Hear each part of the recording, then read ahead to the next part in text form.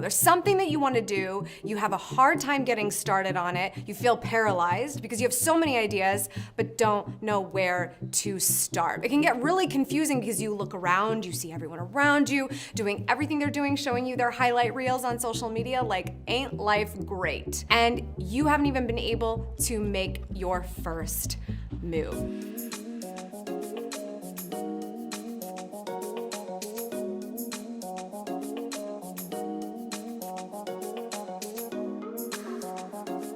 It's actually not weird at all that that's what's happening with you. Even successful people on a successful path, stop and think and really try to figure out where they start on something they want to do. The only difference between you and them is when you will start instead of if. You might be sitting here thinking, I don't even know where to start, I don't know what to do, and so I'm not even sure if it's going to happen. Somebody on the flip side of that has an idea, is already on a successful journey, or at least in a successful mindset, is saying, oh my gosh, I have this idea, and it's a matter of when. I have to go after the life I want. I have to do this thing. It's in me. It is something that must be done. So we've got to figure out how to get started because I can't unknow this. I have to do it. If you feel like you're close to that, that's what I want to help you with today. What is the first step to starting anything? So the first thing that I do when I'm starting something new is to allow myself to think about it for a little while. Not too long. We don't want analysis paralysis, but I want to make sure, just like you would with a major purchase,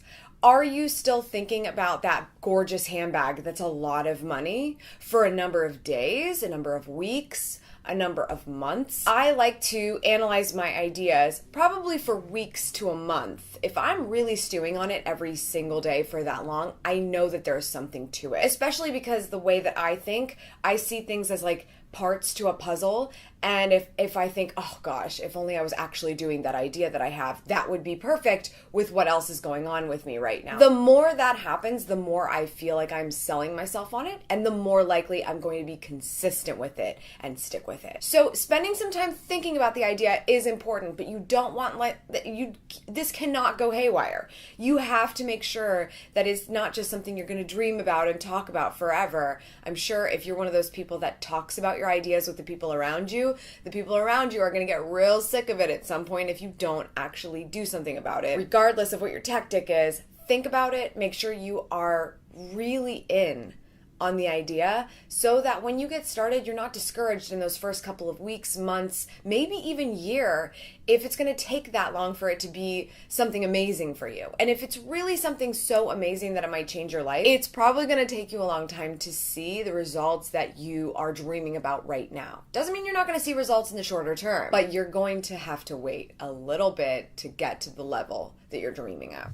How did you even get started with video at all? Like, did you go to video school or like film school or anything like that? No, I just like came up with the harebrained idea to make a bride a video when I was asked to be a bridesmaid.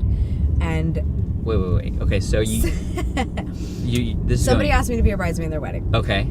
Somebody I went to school with, and I wanted her to feel special, and so I just wanted to do something extra, and I just teamed up with another bridesmaid. We went back to our hometown, filmed a bunch of clips on our little Canon PowerShot, which I realized, I was like, oh, there's a video option on here, cool. Like, this is the camera I take on vacation to like take pictures. Yeah. Because it's like 2007 at this point. And we just like filmed people wishing her well and stitched it together in a video, burnt it on a DVD, took it to the rehearsal dinner and played it. And of course, the bride's emotional because you made the coolest video ever for her, but everyone else in the room was rocked, like emotional and so like loving it. Like yeah, the whole thing. Music and clips. They don't know these people, but they're like, this is so cool. That was it, because you made something for one person, and even though we're talking about generalizing and helping the masses, you're still focused on one person, because when you do that, it's going to be the best, and every single person that watches it is going to be like, I feel like she made that for me. I made that video for her, and everybody else in the room was as affected by it. That's the power of video, and I was hooked from there. So what were your next steps from there? Did you just like buy a whole mess of gear and you're like, I'm all in on video? Or like... Yeah, everybody does that. Yeah, it's like, okay, now I need a camera. I need to buy all this stuff. At the time, they had handheld handheld video cameras, the Oh, Kodak where you, ZI6. like, slip the thing over your... the flip cam. Remember the flip cam? Oh. Cisco retired it when the smartphones Yeah, started yeah, taking yeah.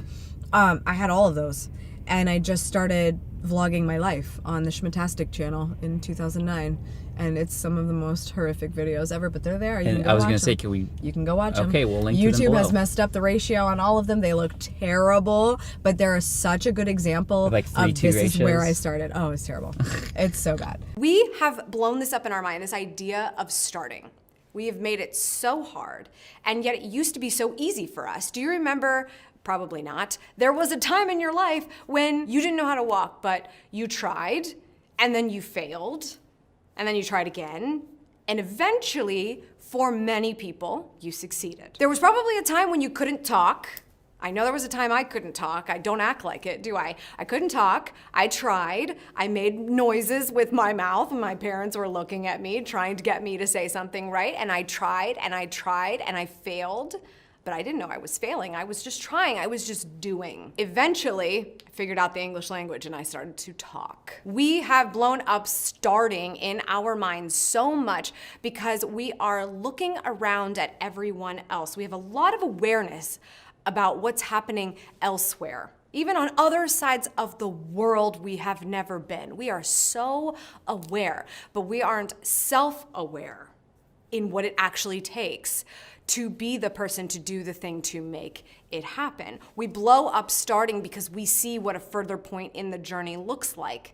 And it frustrates us. Potentially something we're actually excited about, potentially something that we want to do with our lives. We are frustrated when we see examples of it, when we see people paving the way. So what happened between trying to walk and talk and now with whatever your dreams are? Well, your self-awareness shifted. Your self-awareness shifted from just try to, there are outside opinions of what happens when I just try. There are people who want to tell me what they think about what I try. There are people who laugh when I try. There are people who commentate when I try. And so we've shifted that self-awareness to a place of people-pleasing. And now I know you're gonna say, Amy, I am not a people-pleaser. I just really don't like confrontation. So I'm just trying to get through life the easy way, the simple way, the way that is socially acceptable. But you are people pleasing when you try to avoid that confrontation. You are trying to make your life comfortable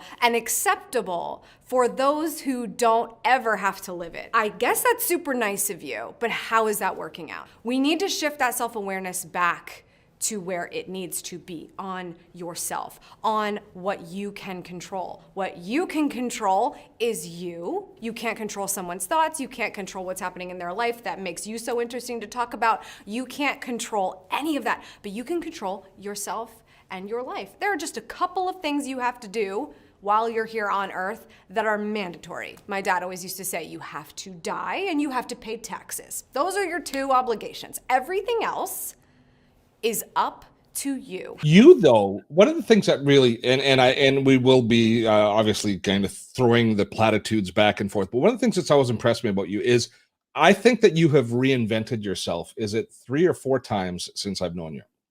I think of it as an evolution, kind of like when you listen to Destiny's Child as a young lady. It's not the same Beyonce experience as you would get today, because we all had to grow up and we all had to learn new things and have life experiences. But yeah, I think I've mastered the art of the pivot, as we've discussed. The pivot. Yeah, because often when I speak with our peers and our friends, it's like, hey, have you heard from Amy? What the hell is she doing now? I know. Every time too, it's like I get a call like, hey, I just want you to know, we're worried about you. And it's just like, okay, well, I appreciate that, but stay in your lane. I'm doing good. I mean, we all got to make mistakes. Even if I'm going to pivot into something that's not going to make sense to anybody, I know who I'm talking to, and it all comes together, and the right people get the memo, and we move on. And then you do it, and you do it regardless, and you make the decision yourself, regardless of what other people are saying. Correct. Yeah. Always. Why are some people so high up there? And why are some people down here? What is the difference? We are all human. We all have the same amount of time in the day. We are all just born. Okay. We may have gotten a couple talents, but for the most part, everyone acquires the skills as they go forward with on their time on earth. So I thought, what are all these people doing? And just in years of working for myself, I realized, how do I get more time out of the day when I'm side hustling? How do I make sure I make more money now that I'm full time on my own? How do I do all these things? And you got to study and you got to get mentors. And if nobody can talk to you directly, you read their book and read their book and read their book and read their book and watch their videos and attend their live streams, because they're telling you. It's really simple. It's the basics that you got to get right so you can make room for the creativity, for where this brand will go, or where this business will go, or where all your time will be spent when you stop giving it to people who shorten your life. The biggest thing that I look at every day on my calendar is, what is there today that I am not looking forward to? Because if I'm not looking forward to it and I don't necessarily have to do it, but somehow my ladder ended up on this building somehow, how do I keep it from being in my life again? Because every time I do it, it's shortening my life. Plain and simple. If you're saying to yourself, every morning I gotta go to this job and it's shortening my life, that's a different conversation than, I hate my job. Everyone hates their job. That's an easy thing to say. Everybody can hate. That's easy. This is shortening my life. If you take your life seriously, if you actually put that in perspective, you will quickly find a way to make the conversation of making more money and starting a business and learning as you go more accessible to you, because you'll realize it gives you the authority to build your own full-time freedom if you can stop going to do that thing that's shortening your life and start building the thing that gives you joy and actually moves the needle for your heart, lights a fire underneath you. The idea of self-improvement is not what I'm excited about.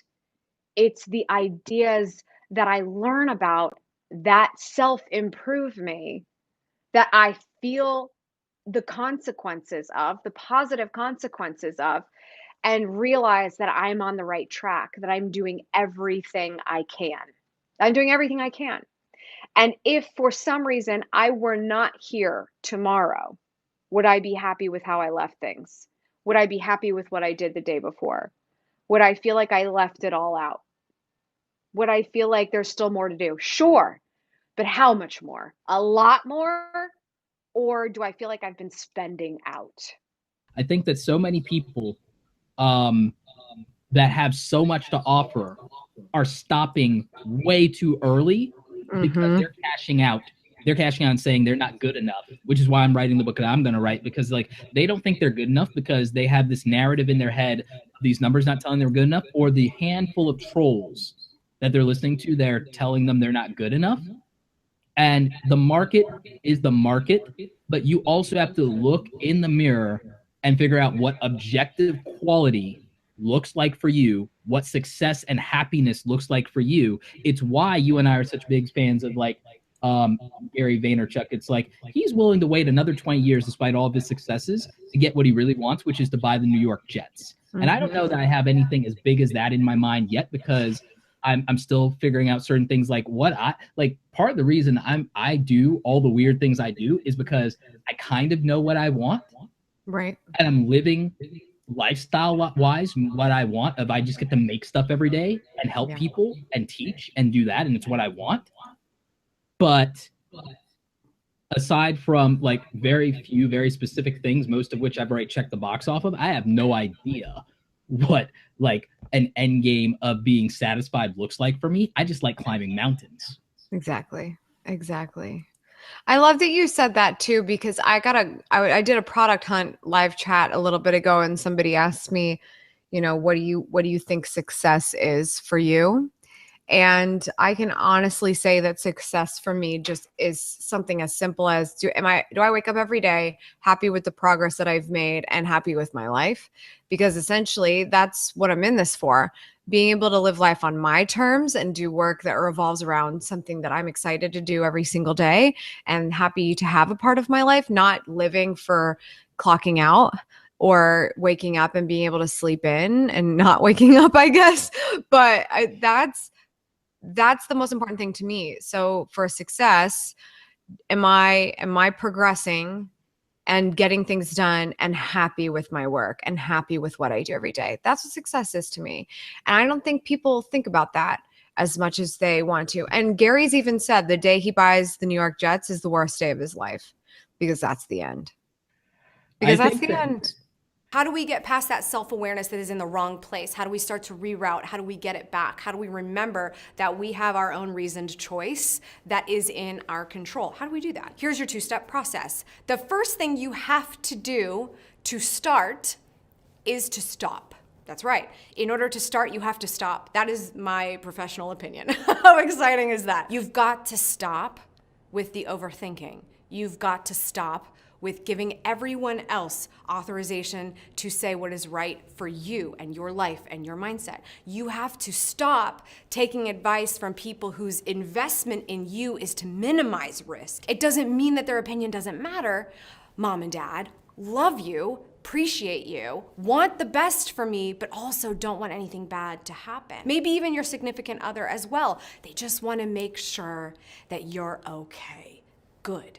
You've got to have people in your court who want you to be okay. You've also got to have people in your court who want to see you do more than what you think you're capable of. In order to do that, you've got to get outside of the people who only want to minimize risk for you. You need multiple members of the personal board of directors. You have to stop comparing yourself. You have to stop comparing yourself to everyone. Remember the last time you posted on Instagram, you were probably quite proud, right? Proud of the photo, proud of the video, proud of the moment.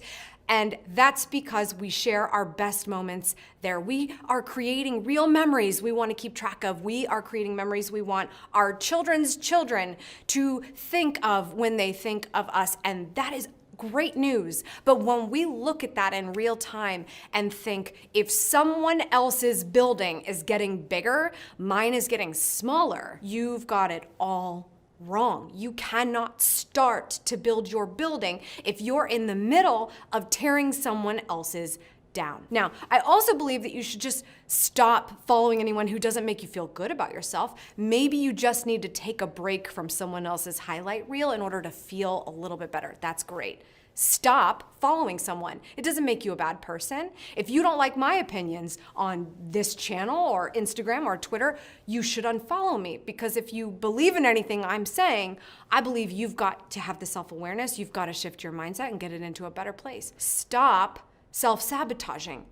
You may not even know at this point that you're still serving yourself with excuses. Find them, write them down, keep track of them, stare them in the face, and then find out how badly you want to address them and do it. You do not get to do everything. You cannot have everything. You cannot even do anything. But you don't have to be the most ambitious person in the world to give yourself a chance on something that you've been holding back from yourself. Another tip I have is for you to just listen to yourself. When you start to really hear the words that are coming out of your mouth, understand how many excuses you're actually putting out into the world. Maybe they're not big, maybe they're just in these flippant moments, maybe they have nothing to do with your big life plans that haven't started yet, but just count them. Just count how easy it is for them to rack up. Maybe even write them down after you hear yourself say them. Keep a small notebook with you or something, or type them in your phone. Tally up all those excuses and start to realize, is this the mindset that you're truly leading with? Stop worrying about what the right way is. Stop worrying that it's not going to be the right way. If you're invested, if you're doing something that you have the audacity to decide is going to change your life is long.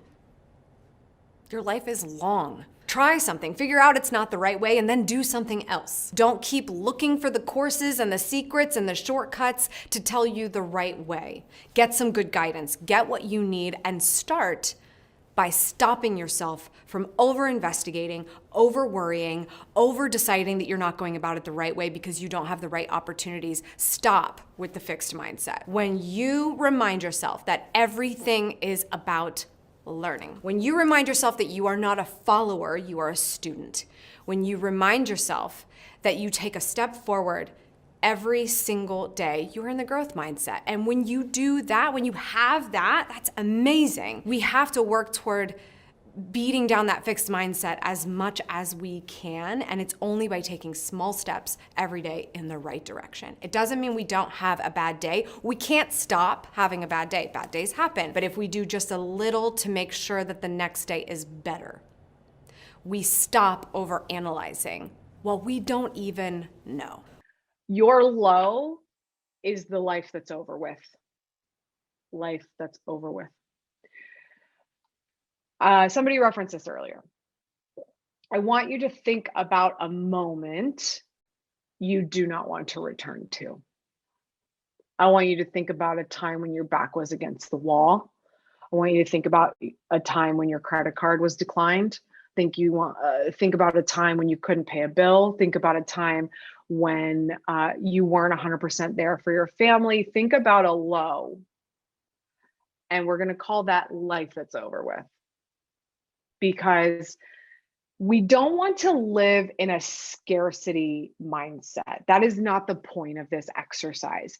But we need a reason, a real experience to remind us that there's nowhere to go but up. And there's nowhere to go but up if we never go back to that low. Am I right? Can you think of a low that you're like, yeah, that was a while ago? It could happen again if I dropped every ball, or if, something totally catastrophic happened. This low could have happened yesterday for some people. This low could have happened 10 years for some people. I want you to think about a low, and nobody needs to share this in the chat, but I know we all have one. Can you, life that's over with? What is the low on your timeline that is so far in the past because you are not interested in going back there? We'll put it there. Cindy's sharing hers, which I love. When I was pregnant with my son, we were scraping change together to get enough gas for me to get to training in a supermarket deli 45 minutes away. I decided to stop eating because I figured my now ex-husband and my toddler needed to eat and the baby would get nourishment from me. I wound up blacking out at my training. That's a low. And for Cindy, that life is over with. That life is over with. And it's not over with just because it happened and we're not going to let that happen. We're not going to let that happen again. Over. Cindy, you guys should go look at Cindy's stuff because she's very clearly not in that place anymore. But it's moments like that that you have to keep in the back of your mind and say, I do not live in a scarcity mindset. I do not believe this will happen to me again. But if I have my why and my initiative, that is significantly much more likely to be the case, that we can run from that low and it never happen again. Or something that was a very specific low, right? Like something just as awful happening again, that your family can't eat, that you're not healthy enough to do a job.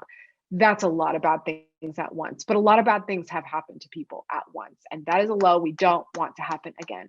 We don't have to live in that world in our mind to be scared all the time, but we have to remember it as, we're not going to let that be me anymore. That's not us. That's not who we are. That is not where we're going. Even if I don't achieve my final L, that ain't going to happen. I'm still going to be on this timeline somewhere, okay? Here's that low. Hello, low. I will never forget you, but we're going to be on this timeline, hopefully to our goal, far away from that. And that's what gets us to breathe every day. And that's why we go to work. And that's why we eat a banana. And that is why we take initiative.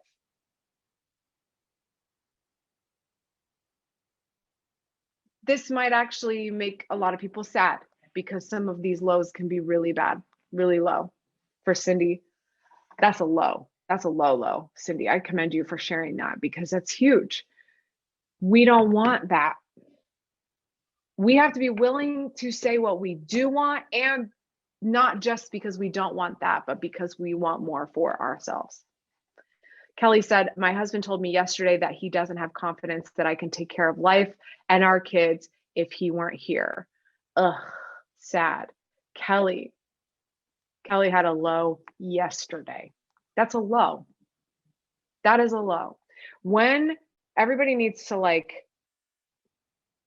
give virtual hugs to Kelly right now, because when you still want so much for yourself and your family, but you still feel you are on that island alone, even with people who are around you all the time and actually absolutely totally expect you to show up, but they can't give you that verbal reinforcement that you need in order to show up. They give you the opposite because they think it's going to like scare you into gear.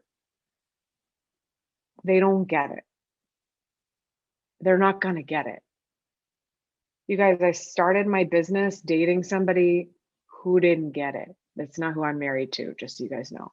We need to support each other for reasons like this. There are going moments where the person you are with doesn't get it. And it is, first of all, not their job to get it always. And it's not always your job to educate them. You have to recognize what is your job, and it is to show up for what you've promised. And we can only work with our expectations within ourselves, not our expectations of other people. One of my favorite things about stopping first is that when you figure out all the things that are happening in your life that need to stop, it creates so much space. I don't know if you're like this, but I struggle with this a lot. One of the mantras I have to remind myself of is take up space. Like sometimes I get really like small and I'm like, I'm sorry, am I in your way? Like take up space. The only way to take up space to do the things that you want to do is to clear that space yourself with your mindset, with the things that don't matter. Clear that space. You're gonna need it a lot. So you have to stop to start.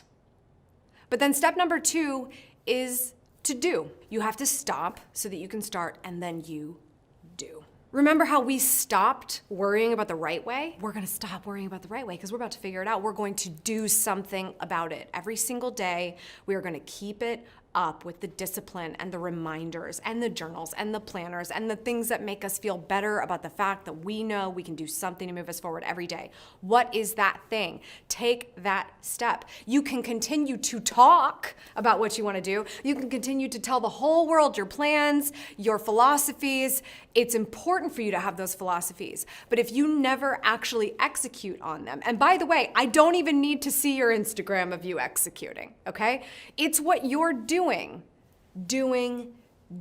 when no one's watching. You need to be in a space of do where you don't have time for that selfie, okay?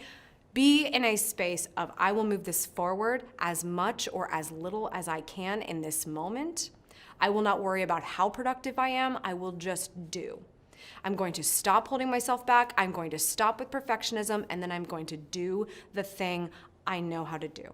If you are watching this video now and you're saying, great, got step number 1, but step number 2 is a struggle for me because I don't have any access to resources that would help me do that thing. I would love to hear what it is that you do not have resources for.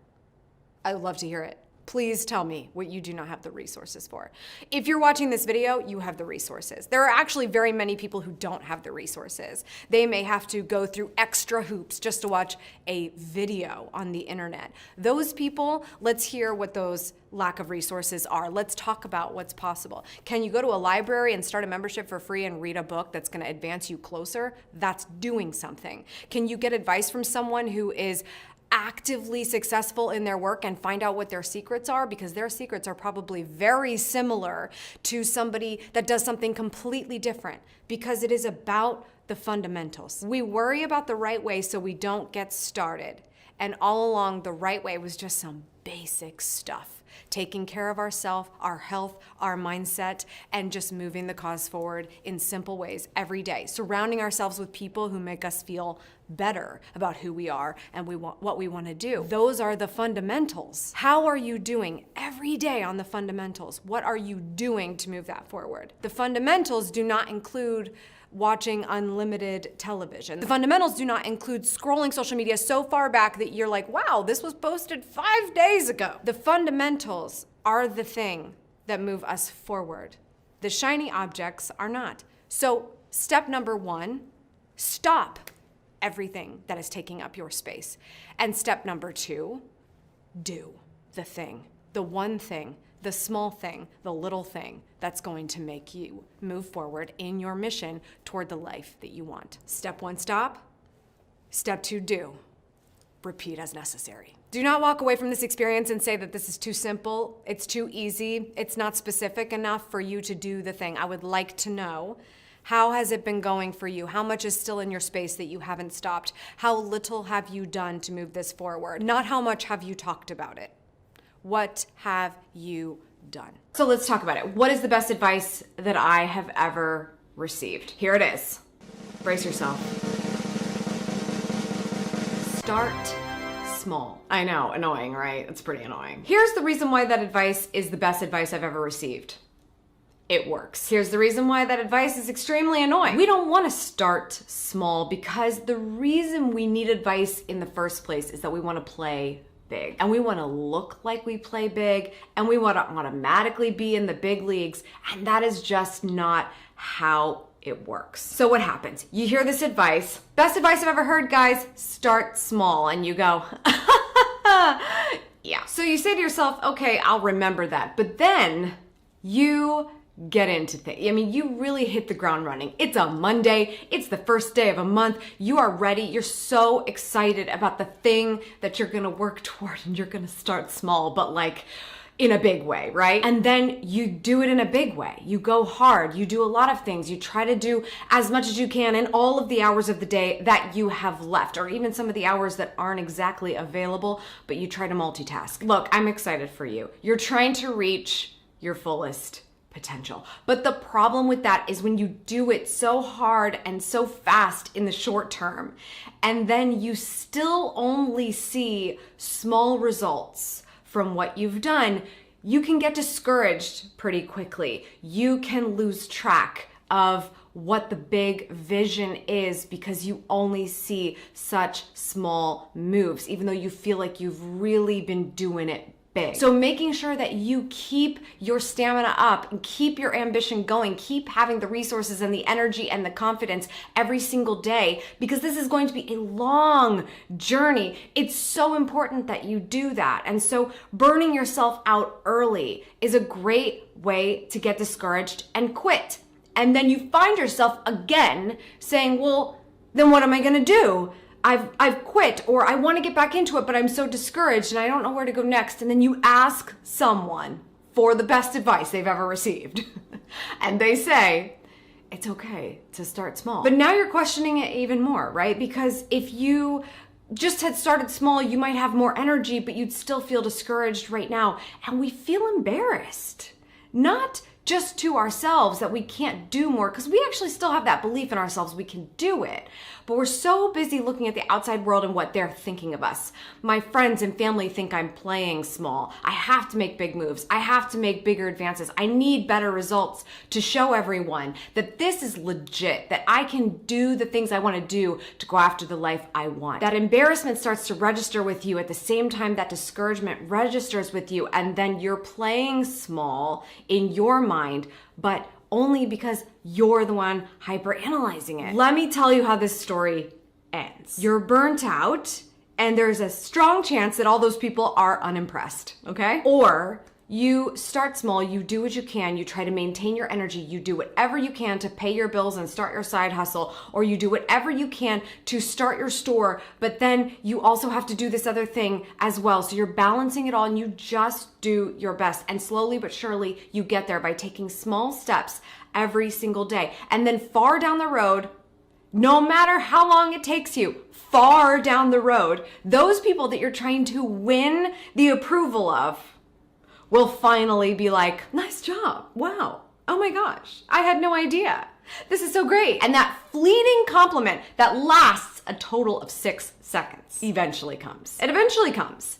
And you're stoked, but then you still have to go back and continue to do the small things, the little things every day to hopefully get to something that accumulates to something so big that it's the life you want. And all along, the only thing that mattered was you showing up and doing the thing for the life you want.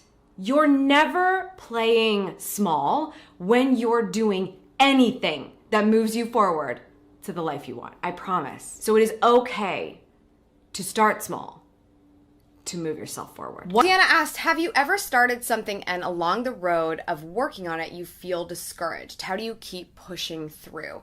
Tiana, everything in your life should be doing this to you. Like everything. Because if the stuff that you want to do were super easy, everyone would do it. So if it's discouraging you, that just means it's sort of like that speed bump or that fork in the road that's kind of making you struggle a little bit. And that's totally normal if you're actually excited about what you're doing. If you're discouraged and you realize, I'm doing this and how do we put this? Like, you know how they say sometimes you can put a ladder against a building and you climb that ladder and you're climbing it and climbing it and climbing it to get to the top.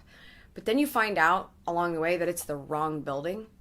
That's the goal here, is to realize, are you discouraged because you really want it? Or are you discouraged because you're like, why am I doing this? I don't think even if I were to keep going, I'm going to end up with what I truly want in the end. So the reason I pushed through was, again, being super just goal oriented and understanding like, oh, but we could get to that point and we can get to that point and just keep going, keep going, keep going. Go back in, go back in, go back in. That's going to help me a ton with not getting too discouraged to be paralyzed. You know, that's the goal of all of this. We just don't want to get to that paralyzation state. But if it's not right for you anymore, if it's like, this is not going to play well for me, it is not going to make a difference, it is not what I want in my life, then are you midway up that ladder and you need to decide, okay, I'm either jumping off and hopefully onto a trampoline or something, weird part of the metaphor, or walking back down, and I'm going to go find another one because this one's not going to be worth the rest of this work. When you think about the life you want, what has happened during your time? If you've done all your things and you've lived all those missions and you've delivered and you've gotten away from the low and you took your initiative to the next level, how has that benefited the life of yourself, the life of others, the life that you leave behind? You can even break it down as simply as, what does a great day look like for you? Just that short-term vision can help us get to the long term. That's often what I like to think of even with my why, is I just want to wake up and do this every day. And if I did that, it would be amazing. And I could get through all of the challenging times. I could get through all of the moments where I can't get my ideas out or I can't come up with something new to create. I can push through all of that. I can push through making more money and making sure my team gets paid. And I can push through all that if I can just have my dream scenario. You can't keep looking outward for these answers that are inside of you. You have to quiet all of the voices, put the phone away, turn off the negativity around you. Yes, they're probably human with heartbeats, okay? We don't have to tell them that they're the negativity, but we can walk away and have a conversation with ourselves and be honest and be able to say that my why may not be nice to anyone else, but it is the reason that I will keep going. I promise you that if you feel stuck right now, if you keep going, if you notice that the other 3 walls are a fabrication of a really messed up mind that likes to penalize you as much as possible more than anyone else on earth, and you go past where those theoretical walls are to get away from the one that is actually making you feel this way, you will get through it. Period. You will have a moment where me telling you right now that you are not stuck is like, oh yeah, she was right, I wasn't stuck. Believe me, I didn't think that day was going to come for me either. Be patient. Things are not easy for a reason. If they were easy, everyone would do it. You're going to do it because you believe that you can earn it, and you will earn it with the power of will.